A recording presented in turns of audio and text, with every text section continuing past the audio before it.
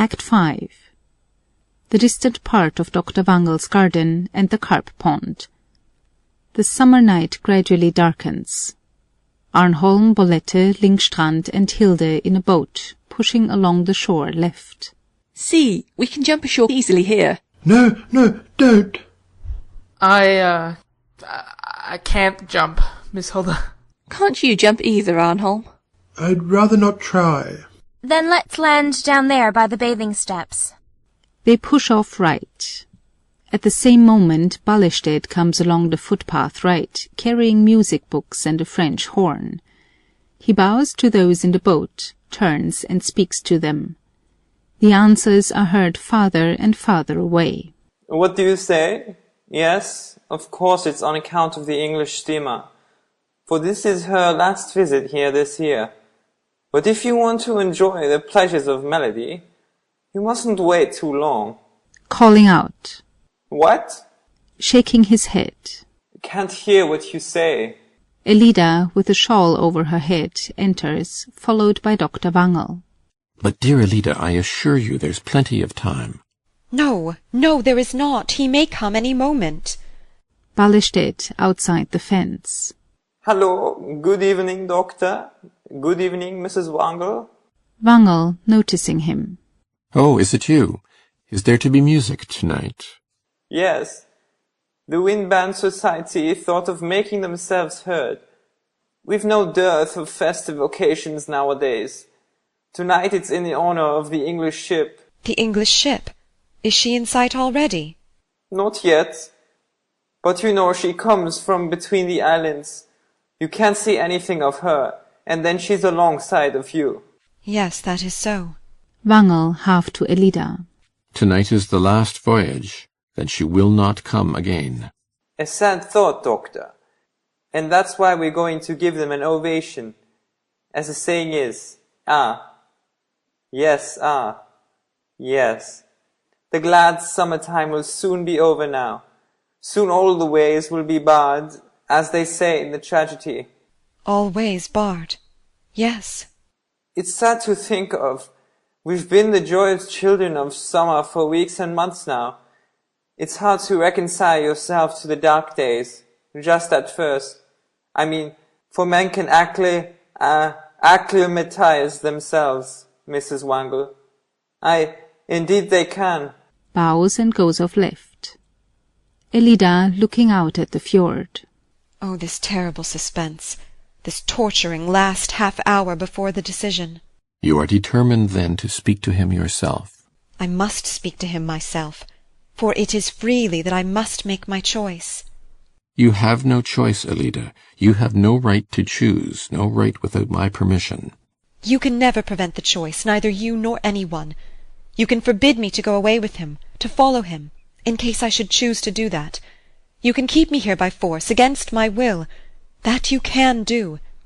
But that I should choose from my very soul, choose him and not you, in case I would and did choose thus, this you cannot prevent. No, you are right. I cannot prevent that. And so I have nothing to help me to resist. Here at home there is no single thing that attracts me and binds me. I am so absolutely rootless in your house, Wangel. The children are not mine. Their hearts, I mean, never have been. When I go, if I do go, either with him tonight or to Skjoldviken tomorrow, I haven't a key to give up, in order to give about anything whatsoever. I am absolutely rootless in your house. I have been absolutely outside everything from the very first. You yourself wished it. No, I did not. I neither wished it nor did not wish it. I simply left things just as I found them the day I came here. It is you and no one else who wished it. I thought to do all for the best for you.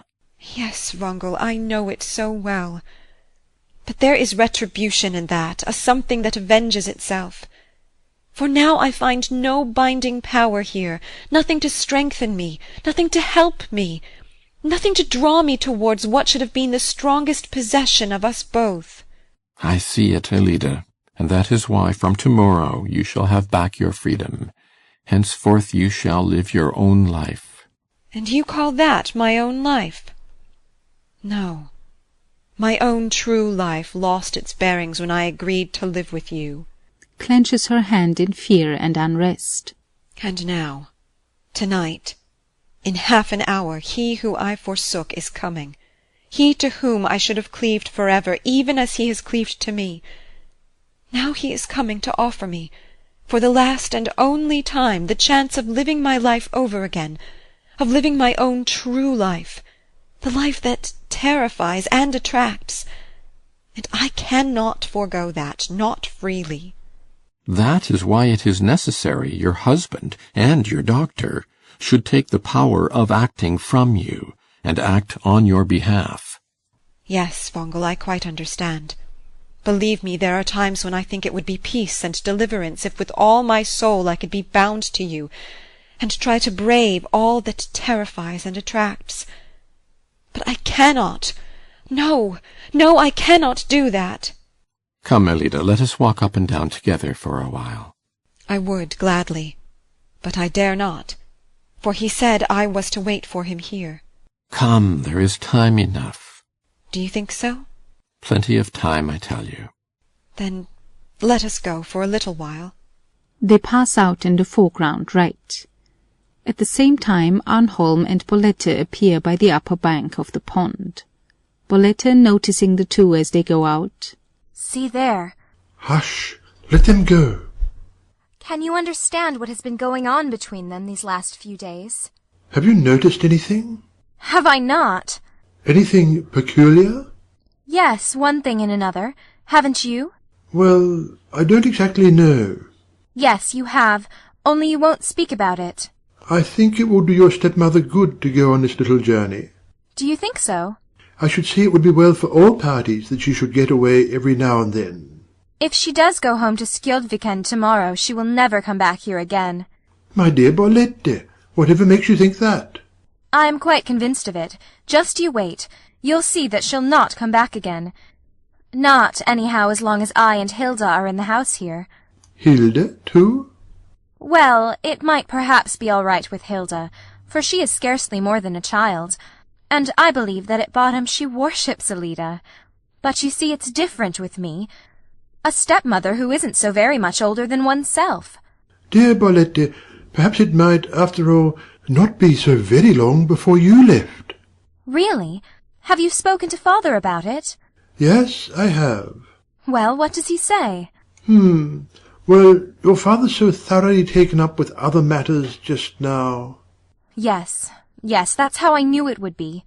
But I got this much out of him. You mustn't reckon upon any help from him. No? He explained his circumstances to me clearly. He thought that such a thing was absolutely out of the question, impossible for him. And you had the heart to come and mock me? I've certainly not done that, dear Bolette. It depends wholly and solely upon yourself whether you go away or not. What depends upon me? Whether you are to go out into the world, learn all you most care for, take part in all you are hungering after here at home, live your life under brighter conditions, Bolette. Bolette, clasping her hands together. Good God! But it's impossible. If father neither can nor will, and I have no one else on earth to whom I could turn. Couldn't you make up your mind to accept a little help from your former teacher? From you, Mr. Arnholm. Would you be willing to— Stand by you? Yes, with all my heart, both with word and in deed. You may count upon it. Then you accept? Well, do you agree? Do I agree? To get away, to see the world, to learn something thoroughly. All that seemed to be a great, beautiful impossibility. All that may now become a reality to you, if only you yourself wish it. And to all this unspeakable happiness you will help me. Oh, no. Tell me, can I accept such an offer from a stranger? You can from me, Bolette. From me you can accept anything. Bolette, seizing his hands. Yes, I almost think I can.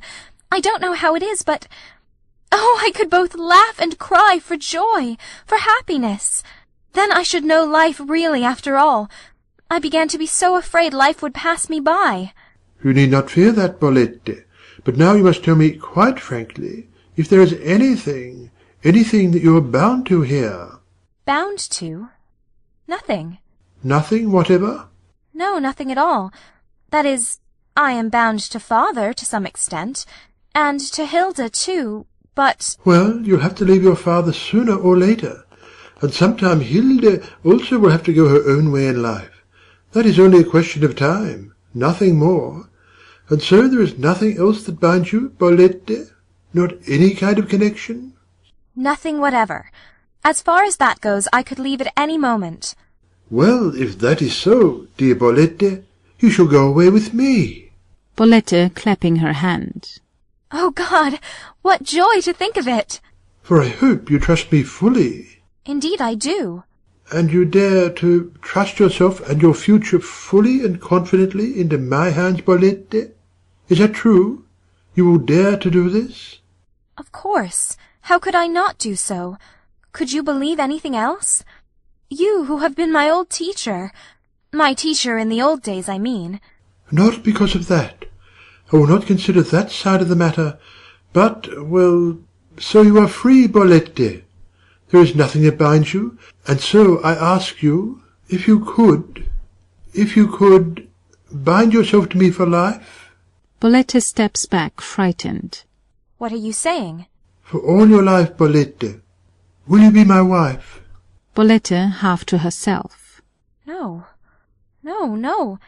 That is impossible. Utterly impossible. It is really so absolutely impossible for you to— But surely you cannot mean what you are saying, Mr. Arnholm. Looking at him.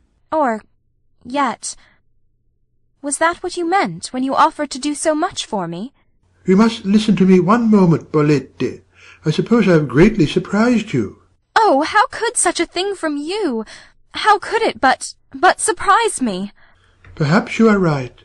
Of course you could not know it was for your sake that I made this journey. Did you come here for my sake? I did, Bolette. In the spring I received a letter from your father, and in it there was a passage that made me think, that you held your former teacher in a little more than friendly remembrance. How could father write such a thing? He did not mean it so, but I worked myself into the belief that here was a young girl longing for me to come again. No, you mustn't interrupt me, dear Bolette. And, you see, when a man like myself, who is no longer quite young, has such a belief, or fancy, it makes an overwhelming impression. There grew within me a grateful affection for you. I thought I must come to you, see you again, and tell you I had shared the feelings that I had fancied you had for me. And now you know it is not so, that it was a mistake. It can't be helped, Bolette. Your image, as I bear it within myself, will always be coloured and stamped with the impression that this mistake gave me. Perhaps you cannot understand this, but still it is so. I never thought such a thing possible. But now you have seen that it is possible. What do you say now, Bolette? Couldn't you make up your mind to be my wife? Oh, it seems so utterly impossible, Mr. Arnholm. You who have been my teacher. I can't imagine ever standing in any other relation towards you. Well, if you think you really cannot, then our old relations remain unchanged, dear Bolette. What do you mean? Of course, to keep my promise all the same, I will take care you get out into the world and see something of it. Learn some things you really want to know. Live safe and independent. Your future I shall provide for also, Bolette. For in me you will always have a good, faithful, trustworthy friend. Be sure of that. Good heavens! Mr. Arnholm, all that is so utterly impossible now. Is that impossible too? Surely you can see that. After what you have just said to me, and after my answer. Oh, you yourself must see that it is impossible for me now to accept so very much from you. I can accept nothing from you. Nothing after this. So you would rather stay at home here and let life pass you by? Oh, it is such dreadful misery to think of that. Will you renounce knowing something of the outer world? Renounce bearing your part in all you yourself say you are hungering for? To know there is so infinitely much, and yet never really to understand anything of it? Think carefully, Bolette. Yes, you are right, Mr. Arnholm. And then, when one day your father is no longer here, then perhaps to be left helpless and alone in the world, or live to give yourself to another man, whom you, perhaps, will also feel no affection for? Oh, yes, I see how true all you say is. But still, and yet, perhaps... Well? Bolette, looking at him hesitatingly. Perhaps it might not be so impossible after all. What, Bolette? Perhaps it might be possible to accept what you propose to me. Do you mean that, after all, you might be willing that, at all events, you could give me the happiness of helping you as a steadfast friend? No, never that, for that would be utterly impossible now. No, Mr. Arnholm. Rather, take me. Bolette, you will? Yes, I believe I will. And after all, you will be my wife? Yes, if you still think that you will have me. Think? Seizing her hand. Oh, thanks, Bolette. All else that you have said, your former doubts, these do not frighten me. If I do not yet possess your whole heart, I shall know how to conquer it. Oh, Bolette, I shall wait upon you hand and foot. And then I shall see something of the world, shall live. You have promised me that. And will keep my promise. And I may learn everything I want to. I myself will be your teacher as formerly, Bolette. Do you remember the last school year? To think, to know oneself free, and to get out into the strange world, and then not to need to be anxious for the future, not to be harassed about one's stupid livelihood. No, you will never need to waste a thought upon such matters. And that's a good thing, too, in its way, dear Bolette, isn't it? Eh? Indeed it is. That is certain. Arnholm putting his arms around her. Oh, you will see how comfortably and easily we shall settle down together, and how well and safely and trustfully we two shall get on with one another, Bolette. Yes, I also begin to. I believe really it will answer. Looks outright and hurriedly frees herself. Oh, don't say anything about this. What is it, dear? Oh, it's that poor... Pointing. See, out there. Is it your father? No, it's the young sculptor. He's down there with Hilda. Oh, Lindström. What's really the matter with him? Why, you know how weak and delicate he is. Yes, unless it's simply imaginary. No, it's real enough. He'll not last long. But perhaps that's best for him. Dear, why should that be best? Because nothing would come of his art anyhow. Let's go before they come. Gladly, my dear Bolette. Hilda and Lyngstrand appear by the pond. Hi. Won't your honours wait for us? Bolette and I would rather go on a little in advance. He and Bolette exit left. It's very delightful here now. Everybody goes about in pairs, always 2 and 2 together. Hilda looking after them. I could almost swear he's proposing to her. Really? Have you noticed anything? Yes, it's not very difficult, if you keep your eyes open. But Miss Bolette won't have him, I'm certain of that. No, for she thinks he's got so dreadfully old-looking, and she thinks he'll soon get bald. It's not only because of that. She'd not have him anyhow. How can you know? Well, because there's someone else she's promised to think of. Only to think of? While he's away, yes. Oh, then I suppose it's you she's to think of. Perhaps it might be. She promised you that? Yes, think. She promised me that, but mind you don't tell her you know. Oh, I'll be mum. I'm as secret as the grave. I think it's awfully kind of her. And when you come home again, are you going to be engaged to her, and then marry her? No, that wouldn't very well do, for I daren't think of such a thing during the first years. And when I shall be able to, she'll be rather too old for me, I fancy. And yet you wish her to think of you? Yes, she's so useful to me. You see, I'm an artist, and she can very well do it because she herself has no real calling, but all the same, it's kind of her. Do you think you'll be able to get on more quickly with your work, if you know that Bolette is here thinking of you? Yes, I fancy so. To know there is a spot on earth where a young, gentle, reserved woman is quietly dreaming about you, I fancy it must be so, well, I really don't exactly know what to call it. Perhaps you mean fascinating. Fascinating.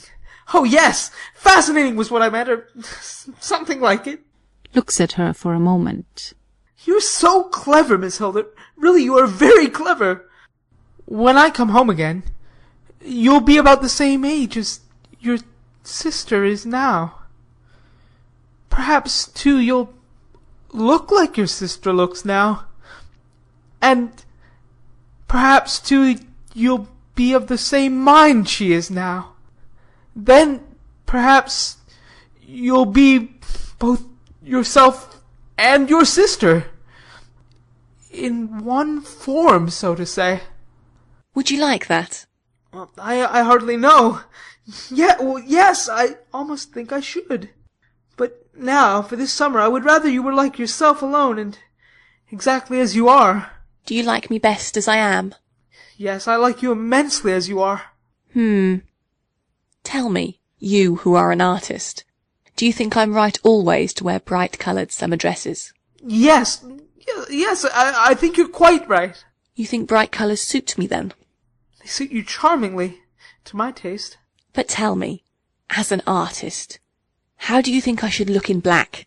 In black, Miss Hilda? Yes, all in black. Do you think I should look well? Well, black's hardly suitable for the summer. However, you'd probably look remarkably well in black, especially with your appearance.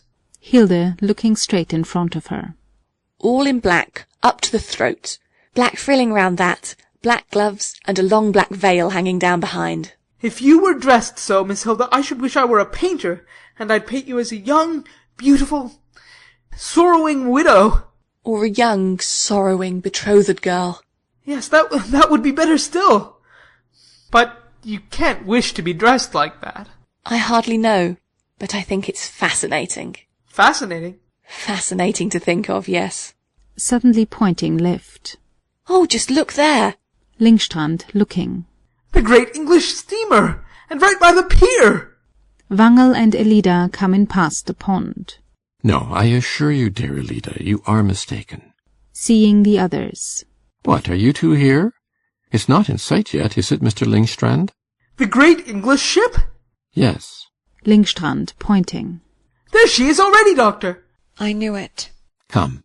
Come like a thief in the night, as one might say. So quietly and noiselessly. You must go to the pier with Hilda. Be quick. I'm sure she wants to hear the music. Yes, we were just going there, Doctor. Perhaps we'll follow you. We'll come directly. Hilda whispering to Lyngstrand. They're hunting in couples too. Hilda and Lyngstrand go out through the garden left. Music is heard in the distance out at the fjord during the following. Come. He is here. Yes, I feel it. You'd better go in, Elida. Let me talk with him alone. Oh, that's impossible. Impossible, I say. Oh, do you see him, Wangel? The stranger enters from the left and remains on the pathway outside the fence. The stranger, bowing. Good evening. You see I am here again, Elida. Yes, the time has come now. And are you ready to start, or not? You can see for yourself that she is not. I am not asking about a traveling dress, or anything of that kind, nor about packed trunks. All that is needed for a journey I have with me on board. I've also secured a cabin for you. To Elida. So I ask you if you are ready to go with me. To go with me freely. Oh, do not ask me. Do not tempt me. A ship's bell is heard in the distance. That is the first bell for going on board. Now you must say yes or no. Elida wringing her hands. To decide for one's whole life, never to be able to undo it again. Never. In half an hour it will be too late. Elida looking shyly and searchingly at him. Why is it you hold to me so resolutely? Don't you feel, as I do, that we two belong together? Do you mean because of the vow? Vows bind no one, neither man nor woman. If I hold so steadfastly to you, it is because I cannot do otherwise. Why didn't you come before?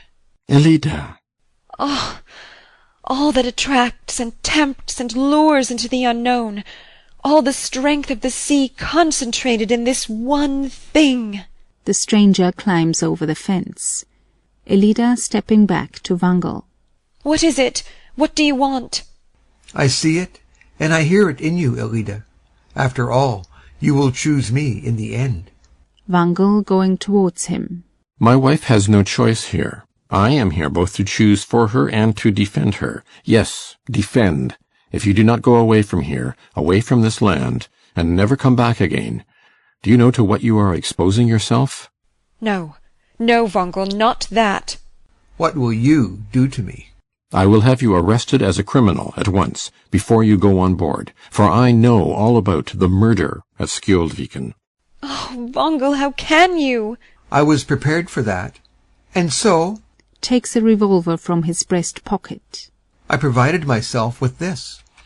Elida throwing herself in front of him. No, no, do not kill him. Better kill me. Neither you nor him. Don't fear that. This is for myself. I will live and die a free man. Wangel, let me tell you this. Tell it you so that he may hear it. You can indeed keep me here. You have the means and the power to do it. And you intend to do it. But my mind, all my thoughts, all the longings and desires of my soul, these you cannot bind. These will rush and press out into the unknown that I was created for, and that you have kept me from. I see it, Elida. Step by step you are slipping from me. The craving for the boundless, the infinite, the unattainable will drive your soul into the darkness of night at last. Yes, I feel it hovering over me like black, noiseless wings. It shall not come to that. No other deliverance is possible for you. I at least can see no other. And so I cry off our bargain at once. Now you can choose your own path in perfect freedom. Elida stares at him a while as if stricken dumb. Is it true? True, what do you say? Do you mean that? Mean it with all your heart? Yes, with all my sorrowing heart. I mean it.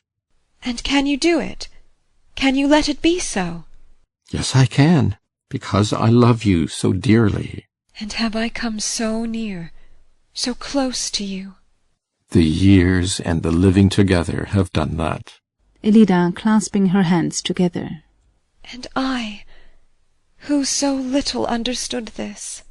Your thoughts went elsewhere, and now you are completely free of me and mine and mine. Now your own true life may resume its real bent again, for now you can choose in freedom and on your own responsibility, Elida.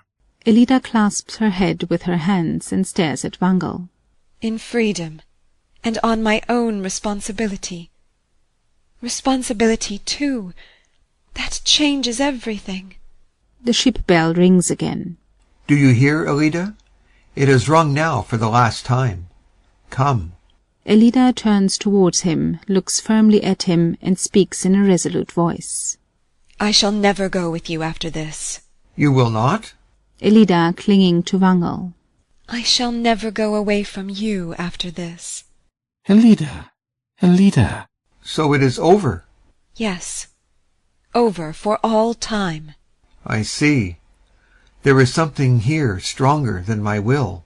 Your will has not a shadow of power over me any longer. To me you are as one dead, who has come home from the sea, and who returns to it again. I no longer dread you, and I am no longer drawn to you. Goodbye, Mrs. Wangel. He swings himself over the fence. Henceforth you are nothing but a shipwreck in my life, that I have tided over. He goes out left. Wangel looks at her for a while. Elida, your mind is like the sea. It has ebb and flow. Whence came the change? Oh, don't you understand that the change came, was bound to come when I could choose in freedom? And the unknown, it no longer lures you? Neither lures nor frightens me. I could have seen it, gone out into it, if only I myself had willed it. I could have chosen it, and that is why I could also renounce it. I begin to understand little by little. You think and conceive in pictures, in visible figures. Your longing and aching for the sea, your attraction towards this strange man, these were the expression of an awakening and growing desire for freedom. Nothing else. I don't know about that. But you have been a good physician for me. You found and you dared to use the right remedy, the only one that could help me.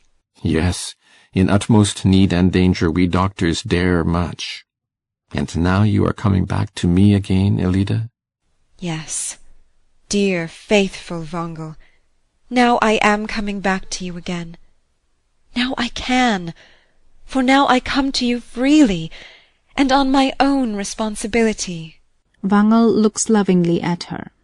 Elida, Elida, to think that now we can live wholly for one another.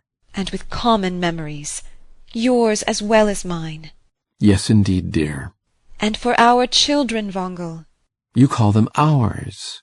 They who are not mine yet, but whom I shall win. Ours. Gladly and quickly kisses her hands. I cannot speak my thanks for those words. Hilde, Ballestedt, Lyngstrand, Arnholm, and Bolette come into the garden, left. At the same time, a number of young townspeople and visitors pass along the footpath. Hilde aside to Lyngstrand. See! Why, she and father look exactly as if they were a betrothed couple. Ballestedt, who has overheard. It is summertime, little missy. Arnholm, looking at Wangel and Elida. The English steamer is putting off. Bolette going to the fence. You can see her best from here. The last voyage this year. Soon all the sea highways will be closed, as the poet says. It is sad, Mrs. Wangel, and now we are to lose you also for a time. Tomorrow you're off to Skjoldviken, I hear. No, nothing will come of that. We two have changed our minds tonight. Arnholm looking from one to the other. Oh, really? Bolette coming forward. Father, is that true? Hilde going towards Elida. Are you going to stay with us after all? Yes, dear Hilda, if you'll have me. Fancy, have you? Arnholm to Elida. But this is quite a surprise. Elida smiling earnestly. Well, you see, Mr. Arnholm, do you remember we talked about it yesterday? When you have once become a land creature, you can no longer find your way back again to the sea, nor to the sea life either. Why, that's exactly the case with my mermaid. Something like, yes. Only with this difference, that the mermaid dies of it, while human beings can acclimatize themselves. Yes, I assure you, Mrs. Wangel, they can acclimatize themselves. In freedom they can, Mr. Ballestedt. And when they act on their own responsibility, dear Elida. Elida quickly holding out her hand to him. Exactly. The great steamer glides noiselessly out beyond the fjord. The music is heard nearer land. End of Act 5. End of The Lady from the Sea by Henrik Ibsen. Translated by Eleanor Marx Aveling.